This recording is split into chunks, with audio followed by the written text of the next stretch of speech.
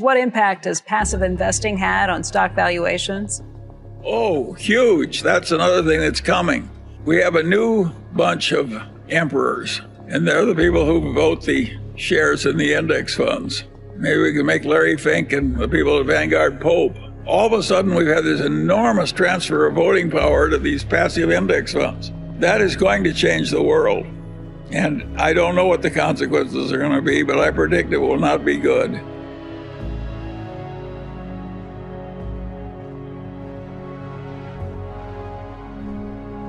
When you print money on the scale that modern nations are printing it, Japan, the United States, Europe, etc., we're getting into new territory in terms of size. There's never been anything quite like what we're doing now, and we do know from what's happened in other nations, if you try and print too much money, it eventually causes terrible trouble. And we're closer to terrible trouble than we've been in the past, but it may still be a long way off. I certainly hope so. When Volcker, after the 70s, took the prime rate to 20% and the government was paying 15% on its government bonds, that was a horrible recession. Lasted a long time, caused a lot of agony. And I certainly hope we're not going there again. Think of all the Latin American countries that print too much money. They get strongmen and so forth. That's what Plato said happened in the early Greek city-state democracies. One person, one vote, a lot of equality, and you get demagogues, and the demagogues lather up the population, and pretty soon you don't have your democracy anymore. I don't think that was a crazy idea on Plato's part. I think that accurately described what happened in Greece way back then, and it's happened again and again and again in Latin America. We don't want to go there. At least I don't. I think the conditions that allowed Volcker to do that without an interference from the politicians were very unusual.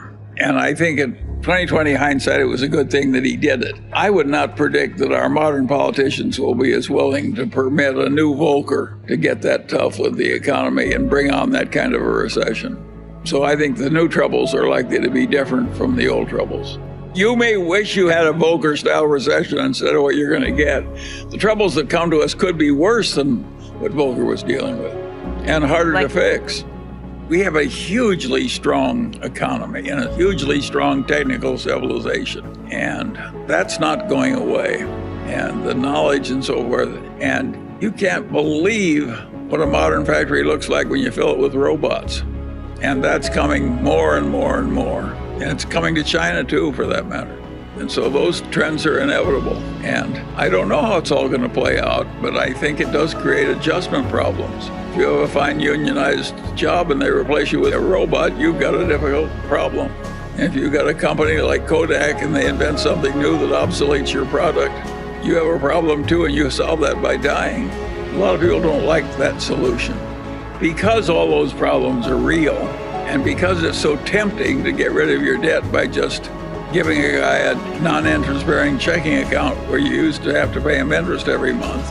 Not only do we have a serious problem, but the solution to it that is the easiest for the politicians and for the Federal Reserve too, for that matter, is just to print more money and solve the temporary problems that way. And that, of course, is going to have some long-term dangers. And we know what happened in Germany when the Weimar Republic just kept printing money. The whole thing blew up, and that was a contributor to the rise of Hitler. So all this stuff is dangerous and serious, and we don't want to have a bunch of politicians just doing whatever is easy on the theory that it didn't hurt us last time, so we can double it and do it one more time, and then we double it again and so forth. We know what happens on that everlasting doubling. You will have a very different government if you keep doing that enough. You're flirting with danger somewhere, unless there's some discipline in the process. But I don't regard Japan as in some terrible danger. They've done a huge amount of this and gotten by with it. I don't think we'll be as good at handling our problems as Japan is. We've done something pretty extreme, and we don't know how bad the troubles will be, or whether we're going to be like Japan or something a lot worse. And what makes life interesting is we don't know how it's going to work out. I think we do know we're flirting with serious trouble. I think we also know that some of our earlier fears were overblown. Japan is still existing as a civilized nation, in spite of unbelievable excess by all former standards in terms of money printing. Think of how seductive it is. You have a bunch of interest-bearing debts, and you pay them off with checking accounts, which you're no longer paying interest. Think of how seductive that is for a bunch of legislators. You get rid of the interest payments and the money supply goes up. It seems like heaven. And of course, when things get that seductive, they're likely to be overused. If you stop to think about it, my way in life was not predicting little short-term differences between the Russell Index and the Standard & Poor's Index. I don't have any opinion about which index is better at any given time. I never even think about it. I'm always just looking for something that's good enough to put Munger money in, or Berkshire money in, or Daily Journal money in. And I figure that I want to swim as well as I can against the tides. I'm not trying to predict the tides. If you're going to invest in stocks for the long term or real estate, of course there are going to be periods when there's a lot of agony and other periods when there's a boom. And I think you just have to learn to live through them. And as Kipling said, treat those two imposters just the same. You have to deal with daylight and night. Does that bother you very much? No. Sometimes it's night and sometimes it's daylight. Sometimes it's a boom, sometimes it's a bust. I believe in doing as well as you can and keep going as long as they let you. I've always believed that nothing was worth an infinite price.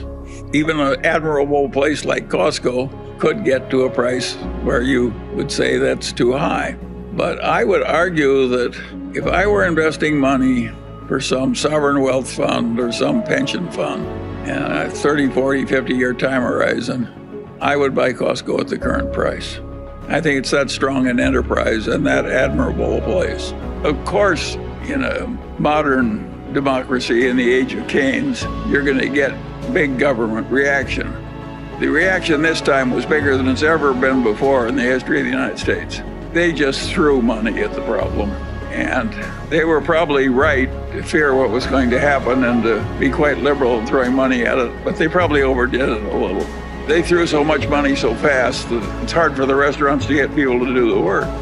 But I don't criticize it. It's hard to make these decisions under pressure. Well, you have to be optimistic about the competency of our technical civilization. But there again, it's an interesting thing. If you take the last 100 years, 1922 to 2022, most of modernity came in that 100 years. And in the previous 100 years, that got another big chunk of modernity. And before that, things were pretty much the same for the previous thousands of years. Life was pretty brutal and short and limited and what have you. No printing press, no air conditioning, no modern medicine, no.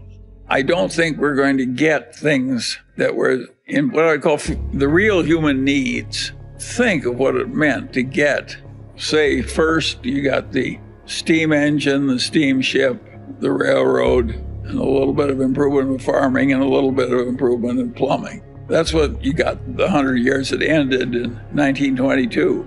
The next 100 years gave us widely distributed electricity, modern medicine, modern fireworks, the automobile, the airplane, the records, the movies, the air conditioning in the South.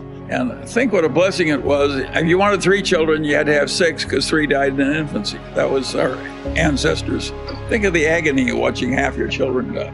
It's amazing how much achievement there's been in civilization in these last 200 years, and most of it in the last 100 years. Now, the trouble with it is that the basic needs are pretty well filled. In the United States, the principal problem of the poor people is they're too fat. That is a very different place from what happened in the past. They were on the edge of starving. And what happens is, it's really interesting, is with all this enormous increase in living standards and freedom and diminishment of racial inequities and all the huge progress that has come, people are less happy about the state of affairs than they were when things were way tougher. And that has a very simple explanation. The world is not driven by greed. It's driven by envy. And the fact that everybody's 5 times better off than they used to be, they take it for granted. All they think about is somebody else has having more now, and it's not fair that he should have it and they don't. That's the reason that God came down and told Moses that you couldn't envy your neighbor's wife or even his donkey. I mean, even the old Jews were having trouble with envy.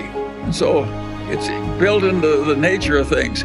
It's weird for somebody my age because I was In the middle of the Great Depression, when the hardship was unbelievable, I was safer walking around Omaha in the evening than I am in my own neighborhood in Los Angeles after all this great wealth and so forth. And I have no way of doing anything about it. I can't change the fact that a lot of people are very unhappy and feel very abused after everything's improved by about 600% because there's still somebody else who has more. Think of the pretentious expenditures of the rich. Who in the hell needs a Rolex watch so you can get mugged for it? I think the safe assumption for an investor is that over the next 100 years, the currency is going to zero. That's my working hypothesis. A very dangerous environment.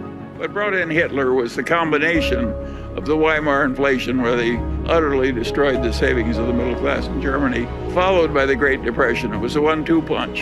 And Hitler came in, crazy demagogue, with 40% of the votes, and pretty soon we had a dictator hell-bent for world war. So the history is not pleasant. And Germany was a very advanced and civilized nation, the Germany that Hitler took over. I always say that the interesting thing about that was little Albert Einstein, the little Jewish boy, got his entire primary education with the insistence of the Catholic Church in Germany. Now that is a very civilized nation. So if you let your nation deteriorate too much, what you get is a Hitler. We proved it. When you're thinking the thoughts you're doing, at least you're thinking in the right direction. You're worried about the right things. All you people that are worried about the inflation and the future of the republic and so forth. Inflation is a very serious subject. You can argue that it's the way democracies die. When democracy dies in Latin America, inflation is a big part of it. So it's a huge danger once you've got a populace that learns it can vote itself money. If you overdo it too much, you ruin your civilization a lot. But of course, it's a big, long-range danger. If you look at the Roman Republic, even after they went to an empire with an absolute ruler, they inflated the currency steadily for hundreds of years. And eventually, the whole damn Roman Empire collapsed. So it's the biggest long-range danger we have, probably, apart from nuclear war. In my whole adult life, I've never hoarded cash waiting for better conditions.